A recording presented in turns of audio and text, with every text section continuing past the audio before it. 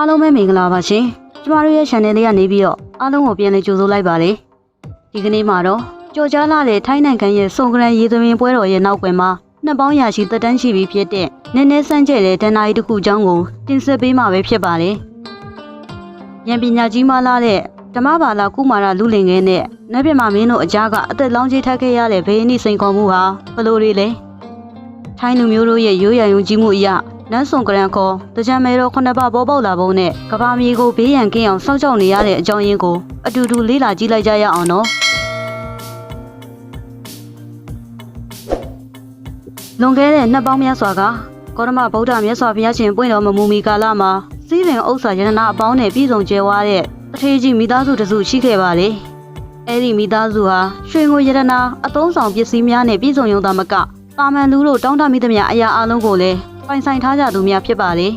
ဒီနေ့မှာတော့တထေးဇနီးမောင်နဲ့နှစ်ဦးဟာရွာထဲကိုလမ်းလျှောက်ထွက်လာစဉ်လမ်းဘေးတနေရာကအယမူးယူနေတဲ့သရောင်းသားတူရဲ့ပြင်းထန်လာတဲ့လှောင်ပြောင်ရီမောတန်ကိုကြားလိုက်ရပါတော့တယ်ထိုသရောင်းသားဟာတထေးကြီးတို့ဇနီးမောင်နှံဟာရွှေငွေယတနာတွေဘလောက်ပဲကျွေးဝရှမ်းသာပါစေအောင်နော်မိသားစုမျိုးဆက်ကိုဆက်ခံမဲ့သားသမီးယတနာတူတယောက်မှမရှိပဲအထီးကျန်စိတ်သုံးနေရပုံကိုနှိုင်းရှင်ပုတ်ခတ်လိုက်ပါတယ်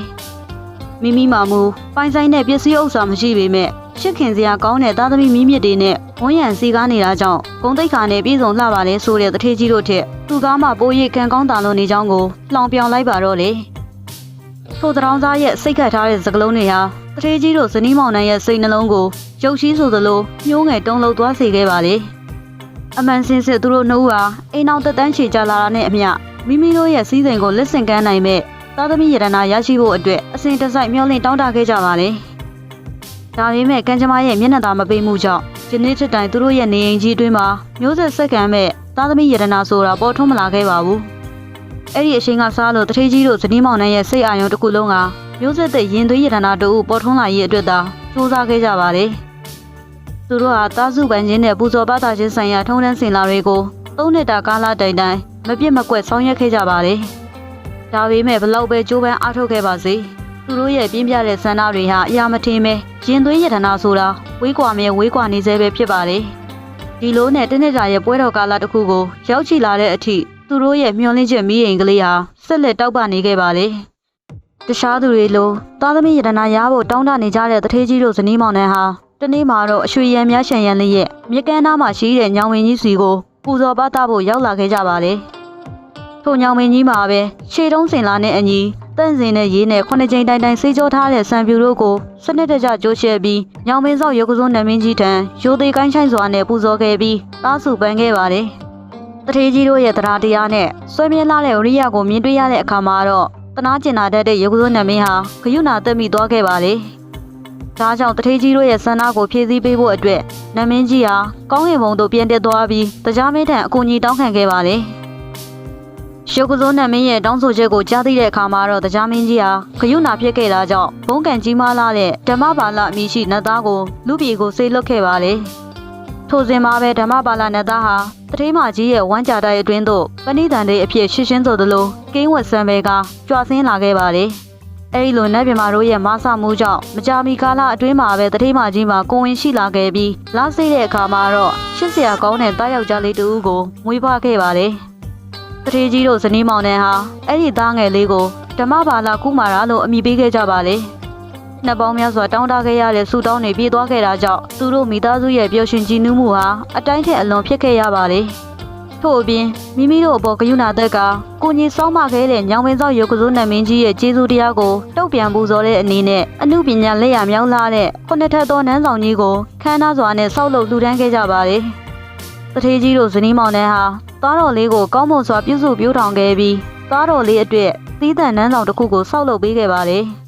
လောကီပညာရပ်တွေသာမကဘဝနေထိုင်မှုအစဉ်တန်းမြင့်မားစေဖို့အတွက်လည်းထူးချွန်တဲ့ဆရာသမားတွေနဲ့စနစ်တကျသင်ကြားပြသပေးခဲ့ပါတယ်အချိန်ကာလတို့မှာတရွေ့ရွေ့ကုံဆုံးလာခဲ့ပြီးဓမ္မဘာသာကုမာရလေးအသက်9နှစ်အရွယ်သို့ရောက်ရှိတဲ့အခါမှာတော့သူ့ရဲ့ထူးခြားထက်မြက်လာတဲ့ဉာဏ်ပညာမှာလူအများရဲ့အံ့ဩရှိကျူးရလောက်အောင်ပင်တောက်ပလာခဲ့ပါလ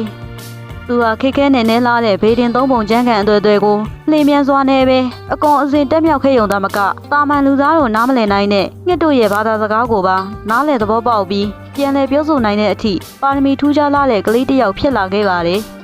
ဒီလိုနဲ့ဓမ္မပါဠကုမာရရဲ့ထူးခြားပြောင်မြောက်လာတဲ့ဉာဏ်ပညာသတင်းဟာကမ္ဘာလောကကြီးကိုစောင့်ကြပ်ကြီးစုနေတဲ့ကပိလဗျမမင်းရဲ့နားအထိပြည့်နှံ့သွားခဲ့ပါလေ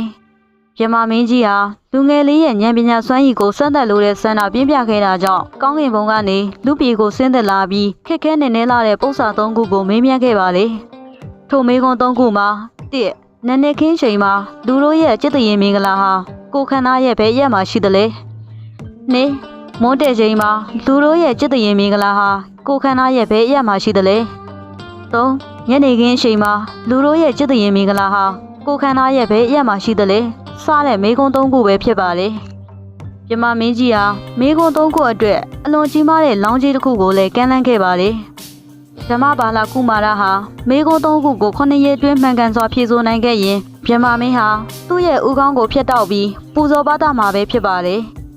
တကယ်လို့ဓမ္မပါဠကုမာရဟာမေးခွန်းကိုမဖြေဆိုနိုင်ခဲ့ရင်သူ့ရဲ့ဥကောင်းကိုဖျက်တောက်ပြီးပြမမင်းကြီးထံပူဇော်ရမှာပဲဖြစ်ပါလေငယ်ရွယ်လာတဲ့ဓမ္မပါဠကုမာရဟာရှောင်လွဲလို့မရတဲ့စိန်ခေါ်မှုကြီးကိုလက်ခံလိုက်ရပေမဲ့အဖြေကိုရှာမတွေ့နိုင်တဲ့အတွက်ကြောင့်ရစ်တော်ကြအောင်စိတ်တော့ကရောက်ခဲ့ရပါတယ်။သူဟာအိတ်လိုက်ထားလိုက်တဲ့အဖြေကိုအသေးအံရှာဖွေခဲ့ပေမဲ့6ရက်မြောက်နေ့ညနေခင်းအထိအဖြေမှန်ကိုမသိခဲ့ရပါဘူး။နောက်ဆုံးမှာတော့သေဘေးကိုရင်ဆိုင်ရမှာကြောက်လန့်တုန်လှုပ်တဲ့ကလေးငယ်ဟာမိမိကိုယ်ကိုအဆုံးစီရင်မှုဆုံးဖြတ်ပြီးတောနဲ့ထဲကိုရှေ့ဦးတရာထွက်ပြေးခဲ့ပါတယ်။ခရီးပန်းလာတဲ့အခါမှာတော့ထမ်းမင်းကြီးတပင်အောက်မှာခဏတာအနားယူနေစဉ်ပဲလူငယ်လေးရဲ့ထူးခြားတဲ့ပါရမီကံကြောင့်လင်းယုံငှက်နှကောင်ရဲ့စကားပြောသံကိုမတော်တဆကြားခဲ့ရပါတယ်။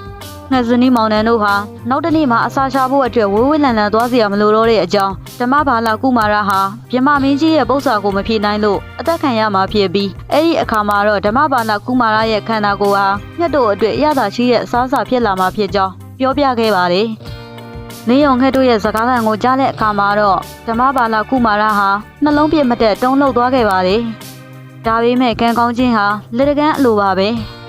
လင်းယုံငှက်မဟာမိကုန်းရဲ့အဖြေကိုမေးလိုက်တဲ့အခါမှာတော့လင်းယုံငှက်တီးဟာကြွားပါတဲ့လေသန်းနဲ့နန်းနေခင်းမှာလူတွေရဲ့จิตရင်မင်္ဂလာဟာမျက်နှာမှာရှိတာကြောင့်လူတိုင်းအိယာထချိန်မှာမျက်နှာတက်ကြခြင်းဖြစ်ပါလေ။မွန်းတဲ့ချိန်မှာတော့ရင်ဘတ်မှာရှိတာကြောင့်လူတွေဟာရင်ဘတ်ကိုနန်းတာရည်တွေပပြန်းခြင်းဖြစ်ပါလေ။ညနေခင်းချိန်မှာတော့ရှေးဘွားမှာရှိတာကြောင့်အိယာမွင်ခင်းမှာရှေးတော့ကိုစင်ကြဲအောင်စေးကြောခြင်းဖြစ်ကြောင်းပြောပြခဲ့ပါလေ။နှစ်တွေစည်းကအပြေပန်းအားလုံးကိုအကုန်စင်ကြားလိုက်ရတဲ့အခါမှာတော့မျောလင်းချက်တွေကင်းမဲ့နေတဲ့ဓမ္မပါဠကုမာရဟာအမောင်ထဲကမီးအိမ်ကလေးလင်းလာသလိုမျောလင်းချက်အလင်းရောင်တွေတဖန်ပြန်လဲထုံးလင်းလာခဲ့ပါလေ။အပြေမှန်ကိုသိရှိသွားတဲ့ကလေးငယ်ဟာနန်းဆောင်စီကိုအလင်းအမြန်ပြန်လာခဲ့ပြီးနောက်တနေ့ရဲ့အဆုံးဖြတ်ပွဲအတွက်ပြင်ဆင်ခဲ့ပါလေ။နောက်တနေ့မနေ့ရောက်တဲ့အခါမှာတော့ကပိလဗျမမင်းကြီးဟာခရီးအတိုင်းပဲအဖြေကိုနားထောင်ဖို့ကြွလာခဲ့ပါတယ်။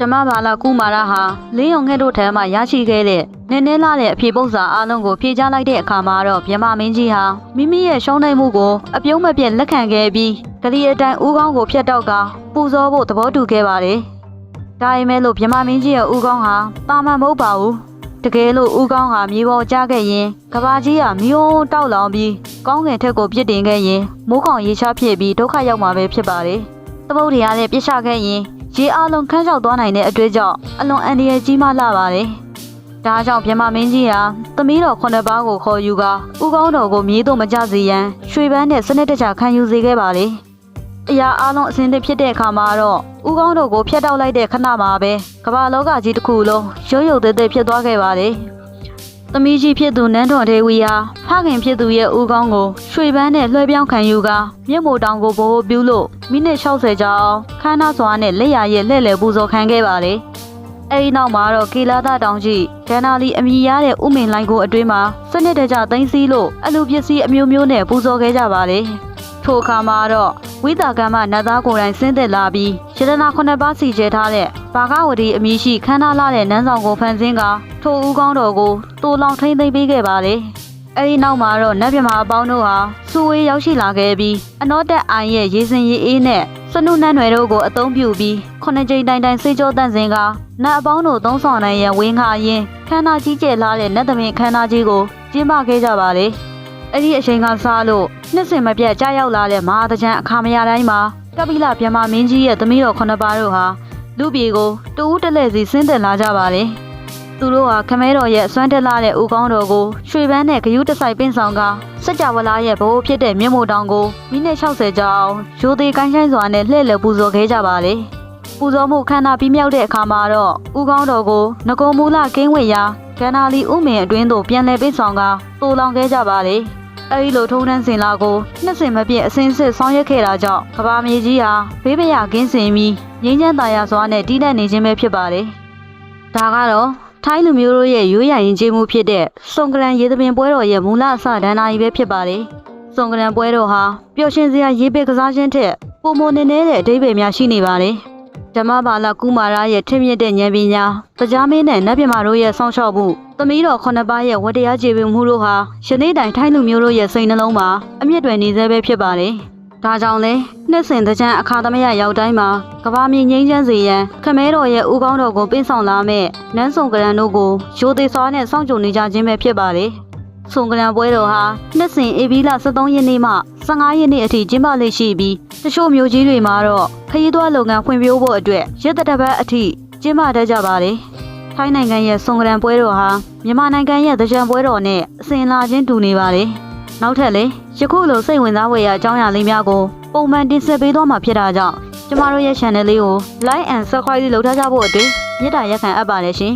။လွှဲမှားမှုတစုံတရာဖြစ်ခဲ့လျင်ဘာသာပြန်သူဖြစ်တဲ့ကျမတို့ရဲ့လိုအပ်ချက်သာဖြစ်ပါတယ်ရှင်။နားဆင်ပေးခဲ့ကြတဲ့ပရိသတ်တယောက်ချင်းဒီတိုင်းလဲရှင်လန်းရှမ်းမိကြပါစေရှင်။